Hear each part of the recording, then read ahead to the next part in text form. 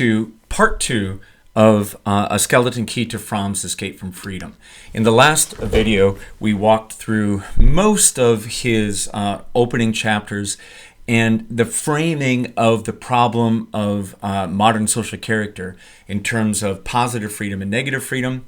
Negative freedom results from the severing of primary ties to village, clan, tribe, family, and forcing people into this insecure position that feels like a burden, right? I've got to figure out how to live, how to love, how to play. I've got to support myself, right? And that burden of pursuing freedom is at times overwhelming, which leads people to escape. So it's easy to think of his study as a psychological study. I just want to really emphasize that in the last instance, this is always a sociological theory, so that the conditions for positive freedom are social. So a society can provide good education, good again, a good social safety net, ensure that families operate properly, ensure that good love relations become normalized to protect people who aren't in good ones, and to provide ample opportunity for self-chosen avocations, play, and so on, that allows people to be productive in life and to deploy their energy, their life energy, in a productive manner.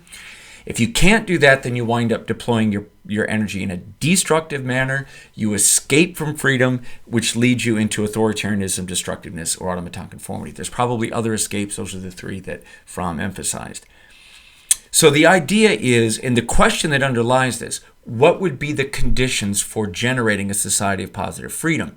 And we're going to know that whatever that society is going to limit authoritarianism, destructiveness, and automaton conformity. And it's going to be a society that provides the preconditions for self-chosen love, self-chosen work, and self-chosen play, so that people can, again, kind of satisfy themselves or almost pleasure themselves in a healthy way into maximum sacrifice for the group, that we can reconcile ourselves, reconcile our life with the group from which we come by contributing our life energy in self-chosen ways, right?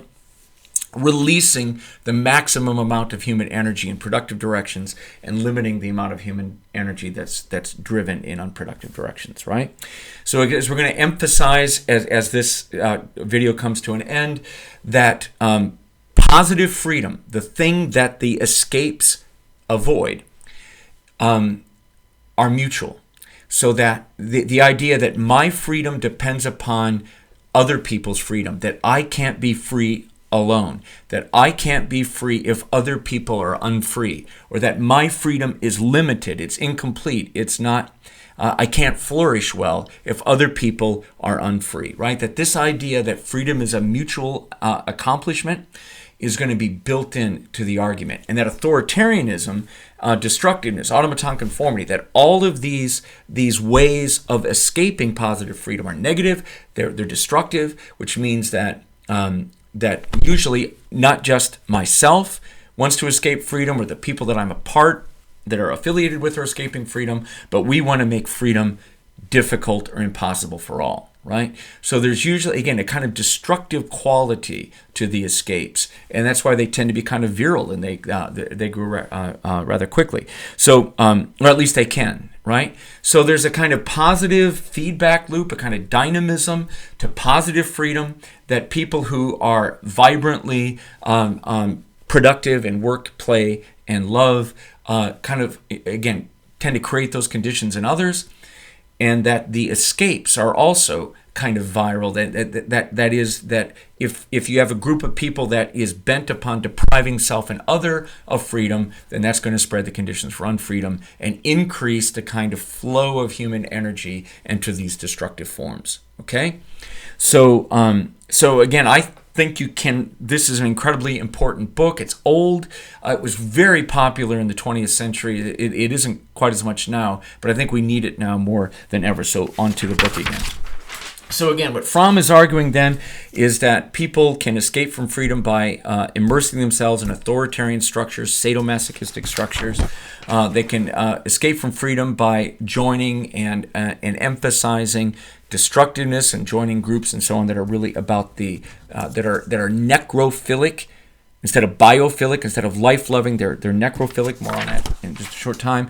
And we'll talk only a little bit about what he calls automaton conformity, where one gives up one's individuality in order to align oneself and to repeat some already accepted cultural form, right? So I'm going to give up my self-chosen ability to style myself, to have my own beliefs and thoughts, and I'm going to essentially become a pseudo-individual who uses their life energy to kind of, in a meme-like way, to repeat some form that already exists. So I won't be an individual. I'm going to be a type, and I'm going to reproduce that type, something like that. Okay, maybe what we could do, let's just kind of work through this quickly. I know it's a little bit hard to read, and for that, I apologize. I'm going to make it a little bit bigger. Okay, so let's start with the authoritarian, again, is always focused on authority. So the focus of authoritarianism is finding legitimate power. Where is power? Who has power? How can I submit to power? And then how could I grab hold of that power for my own pleasures? Okay, so they view the entire world as essentially two sexes, those with power and those without. They're fascinated by power. They strive to submit to those who have it. So again, this power sort of radiates a kind of fascination, right? Who has it? How do I get it? It's the most important thing in a social group or in a cultural form. Power. Who has it? How do I get it? And so what is power? The capacity to get other people to obey, the capacity to get other people to submit, the capacity to humiliate other human beings, right? Who has the capacity to do that? How do I get that, right? Okay, so fascinated by power and strive to get it. Fascinated by weakness and strive to dominate and humiliate it, okay, and attack it, okay? They're fascinated by other people's freedom. So again, this idea that it's mutual. So if other people have freedom and I don't, I'm going to strive to force them to submit and to give up their freedom, right? So again, they're sniffing out other people's freedom as something that's a problem, right? Freedom is a problem in other people. For one thing, it reminds the authoritarian that they're unfree. So seeing people free triggers an authoritarian, right? And usually leads to something like a sadistic attack of some kind. Okay, authoritarians often rebel. They appear often as rebels, not revolutionaries who are promoting, again, a kind of general lifting up of the conditions of that would allow people to be self-chosen and work, love, and play, but are often rebels. So they present themselves often as anti-authoritarian, but who are actually extreme sadists. So I wrote a book with my friend Bill Swart on NASCAR, Sturgis, in the New Economy of Spectacle, where we analyzed again the kind of culture, this kind of right-wing authoritarian culture that tends to be present at American motorsports events and American large displacement motorcycle rallies, and that these events, again, on the surface, the ideal icon isn't the authority of police, military, and so on. It's generally the rebel, right? Outlaw motorcycle gangs as opposed to police on motorcycles. Outlaw rum-running NASCAR drivers as opposed to well-heeled professional police drivers, something like that. So they tend to present on the surface as rebels rebelling against authority, but like Fromm tells us, that's simply a reaction formation. They're absolutely focused on authority. They want authority, and they want to get a piece of it to humiliate and to use on other people. But again, they're presenting as a rebel as opposed to an authority, which is kind of strange again. So you get these really strong right-wing leanings, pro-authority leanings among people who fancy themselves to be outlaw bikers and so on. Okay. They love to submit to power and love things that limit freedom. So this is one of the things that we're looking for here. Capitalism's markets, the soft power of the market as the thing that must be embraced and endured, the power of banks, the power of billionaires, the power of money, right? That these are things that must be submitted to. God is something that must be submitted to. Religions that really strongly emphasize the idea of Christ the King. I've written about that a little bit, or really emphasize Lord as a being to submit to, as opposed to the more companionable versions of Christianity, where Jesus becomes a kind of guide, where one is imitating Christ, like Thomas à Kempis, where you're imitating Christ, you're actually trying to live a life in accordance with the dictates of Christ, have a conscience similar to Christ. Christ is your buddy, Christ is your friend, that kind of thing, Jesus is friend. But really emphasizing strong top-down authority, the Lord, obedience to power, those kind of things. The past as conservative tradition that must not change. So this is because the past is unchangeable. The past limits freedom, therefore emphasizing the past, desiring return to the past is a mechanism for reducing freedom, right? All right. The emphasis upon sin and guilt are changed to one's past sins, so you can't get out of guilt. So, there's kind of an emphasis upon one being unfit for human society if one has sinned, something along these lines, or casting, the idea of the fallen woman, this kind of patriarchal notion of a fallen woman, probably linked to this as well, right? So sin and guilt, strong. Submission to power is strong. And then this is going to come up even more in Destructiveness, but a kind of distrust or dislike of living spontaneous thing. Other people's freedom is suffered. It's a problem, and we want to eliminate that. From Klaus Teweleit, who's written about the kind of militaristic culture in Germany prior to the rise of fascism, he emphasizes that one of the cultural the markers of good ethics or even good manners is the capacity to suffer without complaining.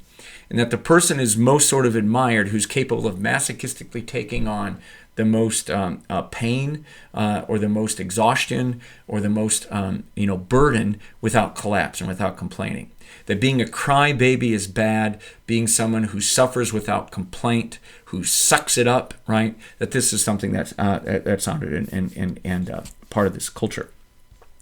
Lack of equality, page 171, he really writes about this. So again, democracy with, as a social structure, democracy is a world of self-evolving, self-determining, self-managing equals who cooperatively and in a kind of a coalition manner manage their own world and their own self, that this tends to be viewed as a problem and something that must be sort of quashed and gotten rid of. Equality is a problem. If you're interested in hierarchy, if you are attracted to hierarchy, then you want to know where you fit within the hierarchy. If you're living in a world of equality, you're not quite sure who to salute. If you're in an authoritarian structure where there's a clear hierarchy of power and of and command, you know precisely where you fit within the structure. Who do you need to submit to, and who are you able to force to submit? Equality is a problem because in equality, you don't quite have the authority to force persons to submit, and you don't quite know who has the power that you're trying to submit to. So equality is a problem. Groups of equality, of sort of normative equality, are problematic for an authoritarian. Okay. So the notion of the magic helper is often a problem. So again, religions, political leaders that are searching for a savior, a magic helper, often emphasize the powerlessness, the kind of masochistic position of the believer. And he thinks that this is a problem because it locates love outside of the world. It's a magic thing that's in the hand of a magic helper. So rather than, again, looking to other people in a kind of cooperative, coalitional way, you're looking to an external force, an external authority to come in and to save you. And so, again, this search for the magic helper then becomes a focus of life, page 174. It's a mechanism by which people control anxiety, right? The search for the magic helper and then the manipulation of the magic helper once you have it. This is sort of an analysis of prayer in the form of supplication, pleading with the God, pleading with the magic helper to intervene, to help. The Catholic tradition of pleading to saints, so that the saints will plead on their behalf for someone, is linked to this, right? The magic helper is the source of power, strength, succor, rather than other people. Okay. All right. So page 175 is a discussion of the socialization of the young authoritarian. Again, the authoritarian is fit for the bit within the authoritarian family. Okay, now I'm going to try to close up on this just a bit here and see if we can't do it. Okay, yeah. All right. So authoritarianism was a focus of research for the Frankfurt School of Sociology, really, or social theory. And Fromm was a part of this school for at least a while, ultimately separated himself from it.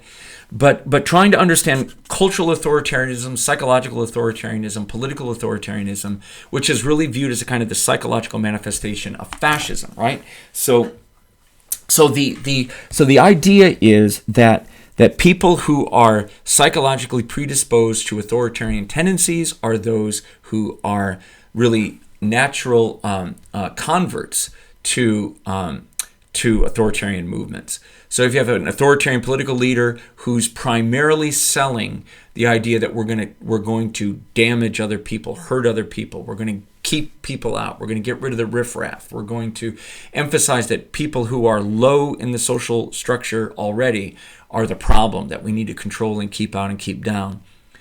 Keep outsiders out. We don't want change to occur. We want there to be a hierarchy and to keep the people in their hierarchy, that kind of thing. That appeal is going to resonate with people with an authoritarian personality. That's the basic claim.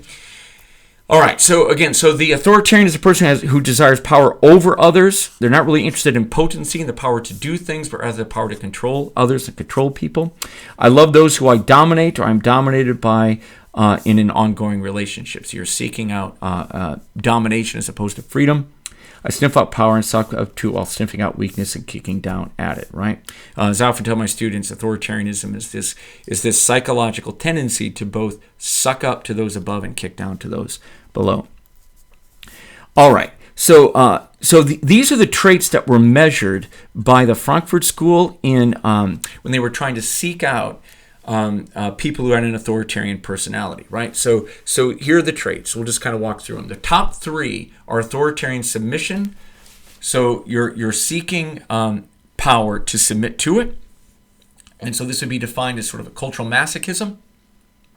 Authoritarian aggression, once you've found power to submit it to it, then you want a piece of it that you can use then to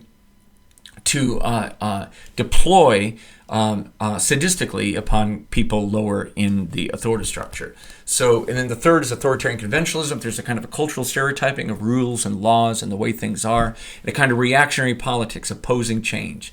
We talked about Buckley a little bit in the last video, or 2 videos ago, where the conservative is the person who stands athwart history yelling stop. That kind of desire to keep the rules as they are, to keep the hierarchy as it is linked to this authoritarian striving for conventionalism. We want the conventions, the kind of rule structure of society to stay in place.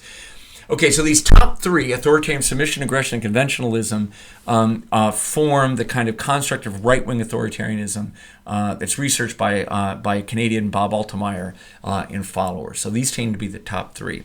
Some other traits associated with authoritarianism: anti-introception, which is a kind of cultural hardness and unwillingness to sort of to be introspective, to take in other people's point of view, to be soft and reflective about other people's positions. So it'd be kind of a rejection of something like even a poetic stance towards the world. Trying to understand others, you'd be rejecting that, being hard. You don't want to take stuff in and have it bounce around in your mind. You want it to stay out.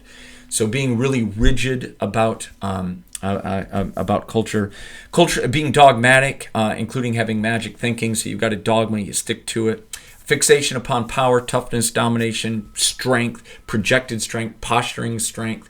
Pretending to be tough is really mattering, appearing to be tough as opposed to appearing to be soft or thoughtful. Projectivity, projecting negative traits of the self or the society onto other people. So being unwilling to see one's own negativity and seeing it in others. So again, especially weakness, especially fear, especially impotence or powerlessness, things that are going to be denied and projected onto other people. Because there's this strong focus on conventionalism and law and order, often crime and criminality and immorality are something that's denied in the authoritarian and projected onto others, usually those low in the social structure, who are then viewed as sort of icons, who become the receivers of these projections. They become almost like a screen image of the negative things that the authoritarian wants to deny in themselves. And there's a strange interest in sexuality, right? A kind of hyper concern with other people's sexual behavior, labeling it often as perversion and so on. So, again, if you've been puzzled about the incredible interest in gay marriage and opposition to gay marriage, or transsexual rights and so on, the bathroom laws and those kinds of things, that this is linked to this authoritarian mindset of keeping an existing structure in power, and again, sexuality being linked to that in some way. Okay, so that then sort of exhausts our discussion of authoritarianism. So let's move on now to the second form of destructiveness, right? So this is written about by Fromm in the great book, The Anatomy of Human Destructiveness. This came out, I think, in 1973. So this book is a Cold War book, and it's really, in the background of this book are nuclear weapons and mutually assured destruction, and the capacity for the superpowers to blow the world apart multiple times over. This fear was on the mind of people much more after the Cuban Missile Crisis and in the 2 decades following.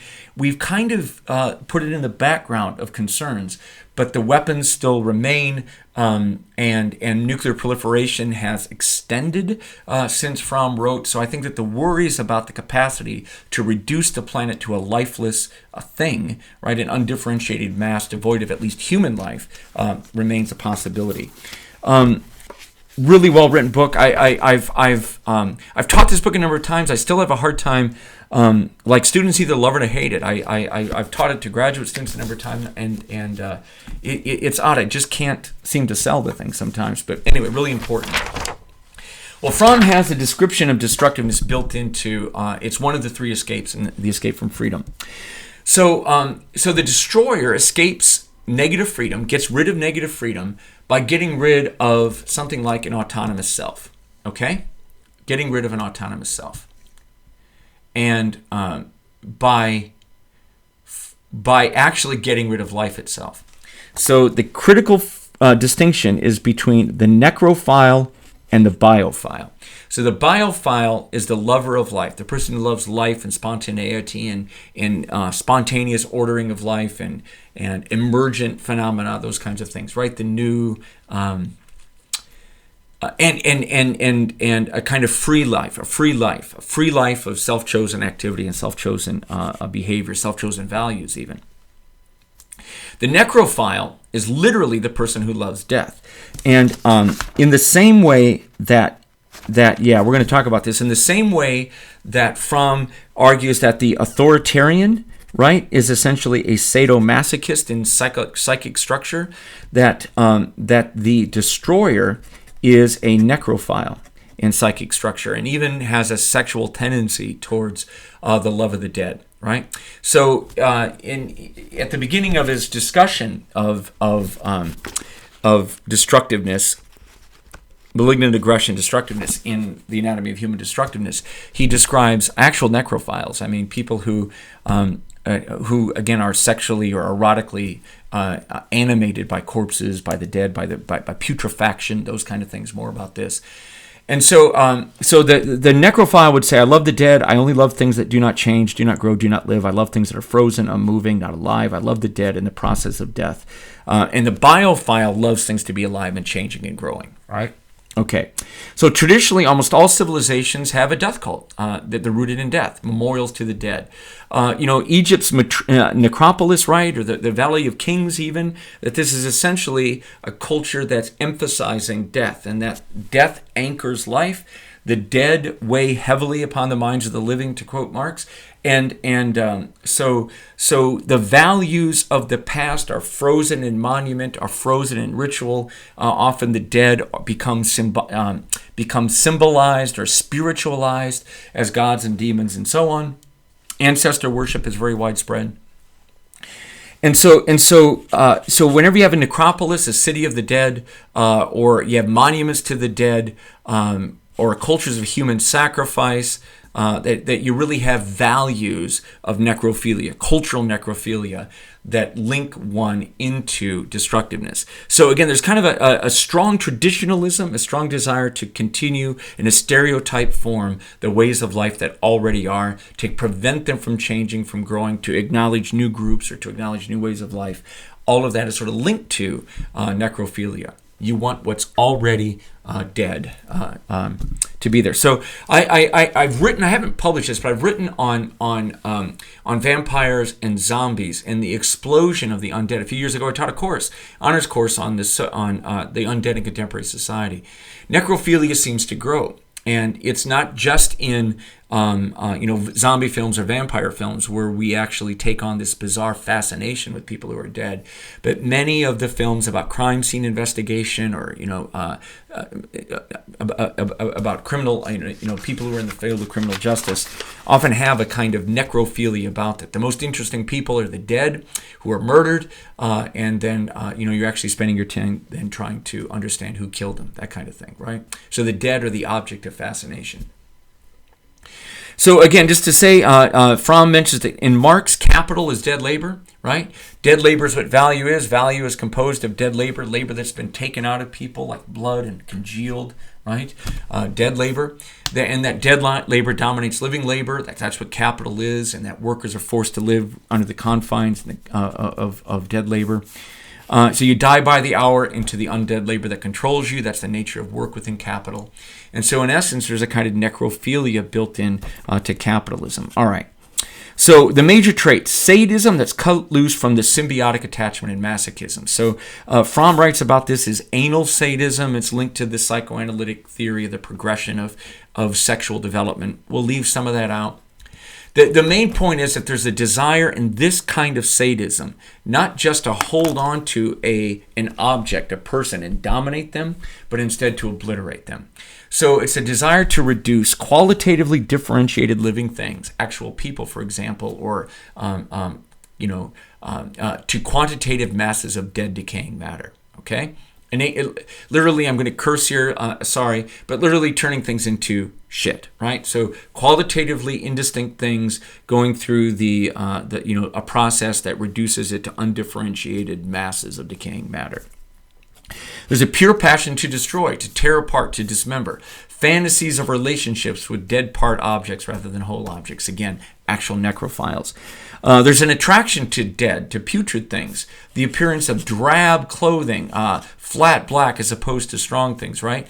In David Hackett Fisher's book called Albion Seed, he writes about the American Puritans who seemed to desire colors, who would only wear colors of death. So they didn't wear sharp black clothing because it was too vibrant. They tended to wear things like drab clothing. So colors of decaying leaves, colors of autumn, right?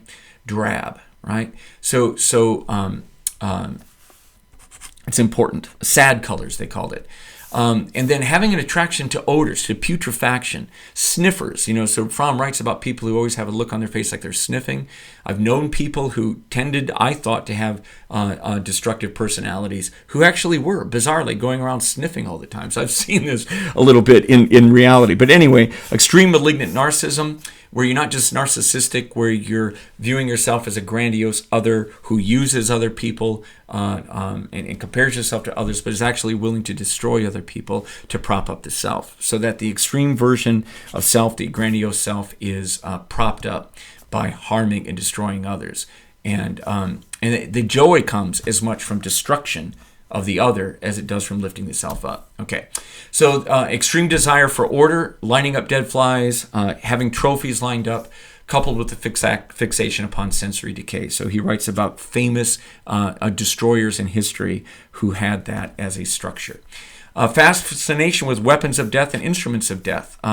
In my undergraduate class, I often talk about the change in the American gun culture during my lifetime, where the desire when I was a kid used to be to get these beautiful weapons with burled walnut stocks and carving and engraving all over them, kind of beautiful objects to almost artistic objects, and that sort of the rise in our lifetime of military weaponry that's mute in color or black or camouflaged in color, that actually signifies weapons that aren't weapons of hunting, but that are weapons of military warfare that are designed to kill people as opposed to designed to shoot a dove or something.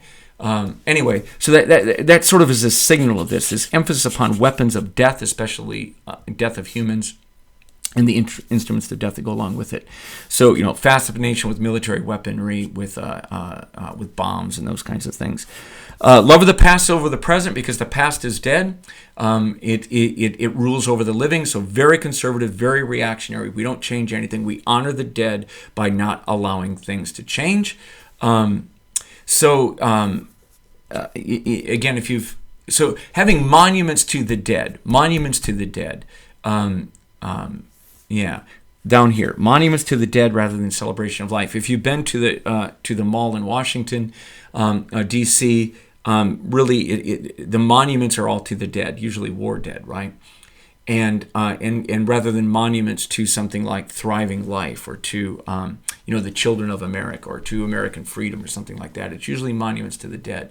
Most cities here in Iowa, I wrote a piece with a graduate student, Dick Stockner, and a colleague, Paul Lastly, a few years ago, about the amazing proliferation of veterans and military culture here in Iowa, and how many Iowa cities maintain a monument to the dead, to the war dead, and where Memorial Day is really a kind of a celebration of the dead, a kind of rededication to remembering and holding up the values that people had died for. So again, some of that is always part of the culture, but a kind of a tendency towards that at the elimination of celebrating life, celebrations of festival and carnival and free life and so on, would be a signal of cultural necrophilia.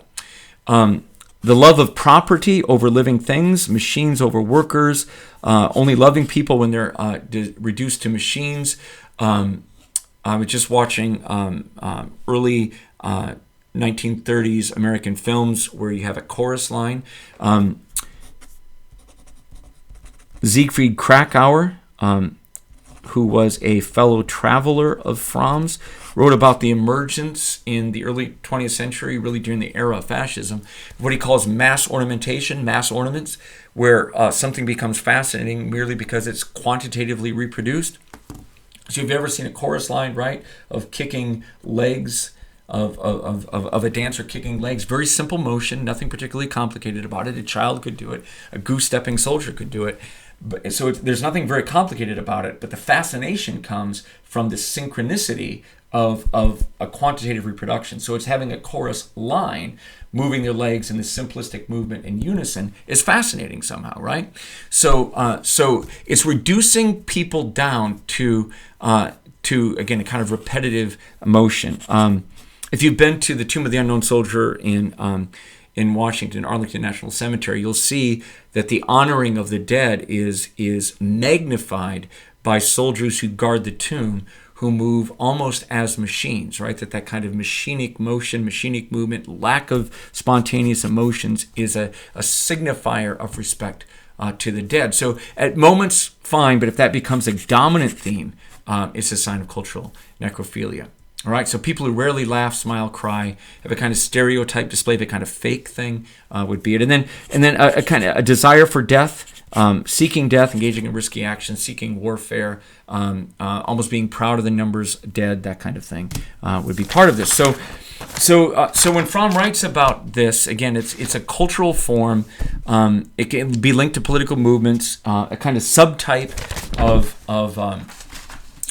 authoritarianism, with a much stronger emphasis not upon having subaltern groups come in, like migrant groups or racial minorities or some other group that you're holding down in order to have a kind of a master-slave relationship with, but instead you're obliterating some group of others that you're viewing as culturally bad or wrong or something like that. So emergent life is bad, reducing things down to decay.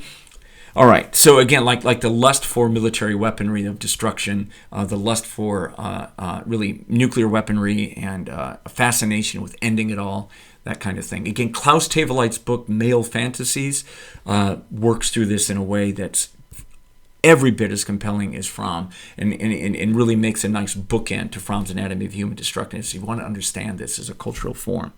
Okay, Automaton conformity, we'll sort of end with this. This, oddly enough, is, I've got televisions here on the faces of people. It's it's because you're afraid of loneliness, you're afraid of rejection, you're feeling powerless. This form of escape from freedom, you give up being a spontaneous individual who is a master of your own life, doing what you want to do, and so on, to trying to fit in. So every junior high and high school in America, we know how this works, right? That in order to be liked, in order to be accepted, people give up their individuality, and they instead try to do what the cool kids do. Or they try to find a group that they can conform to, or they give up their own identity and become a kind of representative of this group. So they get their appearance of strength, their appearance of security, not from being an actual individual who has traits and qualities linked to their own positive freedom, but instead they give up their positive freedom and again align themselves in a cool way. So in many ways, this is about fashion, conforming to fashion, conforming to cultural representations of coolness. Social media has generated an immense volume of this stuff, right? So that your political opinions, you get yourself into a silo or a group. Political opinions are bouncing around in that group, and you are afraid of losing the group, so you're going to suppress yourself's political standpoint. You're going to instead begin to mimic what you hear on your group's favorite news media or something like that, right? So it's pseudo opinions. Rush Limbaugh, the right wing radio personality, used to talk about his listeners as being ditto heads. So these are people that were almost reveling in the idea that they lack their own idea, their own thoughts. I'm not here to think. I'm here to get someone else's thoughts implanted in me that then I ditto. Yeah, I too have that, right? So it's a pseudo individuality. I'm not going to go out into the world and argue with people around me as though the ideas that I'm presenting are my own, but they're really simply a spewing forth of already, of someone else's or some group's thoughts. So again, it's a pseudo individuality rather than individuality, and the more again that you sort of undermine people's capacity for positive freedom, the more you set up the conditions for automaton conformity, right? Where you cease trying to be an individual, but you instead try to conform to prevailing fashions of taste, to fads, to opinions, and so on. So the bandwagon propaganda technique, right? Where you make something appealing because you talk about how much this movement is growing, or how much, what larger percentage of people are engaged in a particular activity, or trying to make yourself look large. Donald Trump's emphasis upon the size of his crowd, right? His constant emphasis upon the size of his crowd, right? The size of his audience, his ratings, and so on, is all about appealing to those who are afraid of their own positive freedom and their own individual ideas, and instead seek to lose themselves in the pseudo-individuality of this movement, right, of people. So again, it's not that I'm going to be an individual by becoming part of a rally or becoming part of a political movement or becoming a follower or listener of right-wing radio, but instead I'm going to become a pseudo-individual by adopting the appearances and the values of the group that I'm a part of. This isn't just on the cultural right. There is a degree of truth to the kind of automaton conformity that the cultural left, that the spaces that are dominated by the cultural left have some of this as well, where it's a sign of good manners. So let's say, for example, it's a sign of good manners in right-wing spaces to not want Hispanic migration, or to want to close the borders. It's a sign of good manners to project these conformist opinions to. On the cultural left, it'd probably be a sign of good manners to talk about specific forms of inclusiveness, or to emphasize the critique of political correctness would be a critique of automaton conformity on the left. The degree to which that is a genuine problem not can be debated, but the framing of it is clearly in line with Fromm's worries about automaton conformity. Be in line with my worries about automaton conformity as well. I want people to be free-thinking agents of their own thoughts. I want them to be Descartesian subjects almost, rather than to be subjects of a desire to conform to prevailing opinion, so that you can feel safety and security by being part of a crowd, as opposed to being alone. All right. So now that we know that, let's just take a real quick look at this. This is from a study whose name I didn't write down. I'm embarrassed about that. Recent study published last year about destructiveness in American politics. These are 3 questions that were asked of, I think it was something like 1,400 Americans. And they were asked, do you endorse this statement? Do you strongly disagree, neither agree nor disagree, or strongly agree with the statement, I think society should be burnt to the ground? 25% of Americans refused to reject that with either disagree or strongly disagree. So 25% said, I'm okay with it, or I'm strongly endorse it, right? I think society should be burned to the ground. That's destructiveness. I mean, I was stunned to see this question actually being asked. I'm even more stunned to see 25% of Americans saying that. The next thing, when I think about our political and social institutions, I cannot help thinking, just let them all burn. That's a destructive notion or mentality. And again, 40% of Americans in this survey, or the study, refused to disagree with that statement, right? So they either neither disagreed or, okay. And then the same 40%, we cannot fix the problems in our social institutions. We need to tear them down and start over. And that was 40% of Americans last year refused to disendorse that. They endorsed this statement.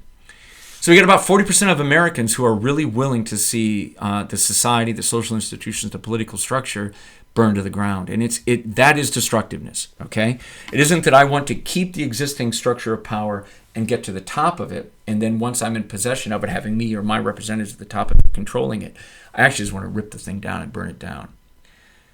So destructiveness, again, if you want to learn about it, Erich Fromm's Escape from Freedom and the Anatomy of Human Destructiveness helps us with this.